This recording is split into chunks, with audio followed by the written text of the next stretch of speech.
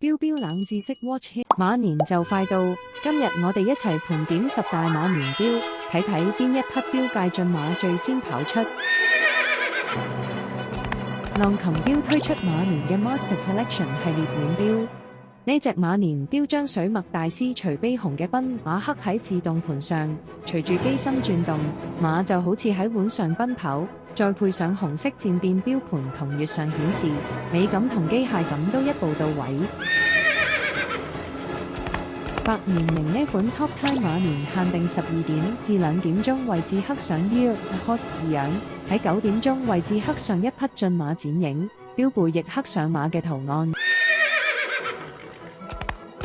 與拍呢隻黑馬標殼用嘅係雙狀碳纖維。每一隻紋理都唔同，再搭配唐代壁畫風格嘅金色駿馬，將高科技材料同古典藝術完美融合。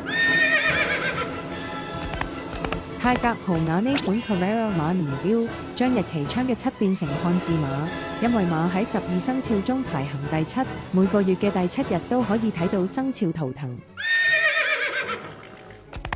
萬國標呢匹馬唔係喺標面，而係喺標背。自動盤被雕成駿馬造型，隨手腕轉動優雅奔馳，標面走紅色搭配金質細節，展現濃厚節慶氛圍。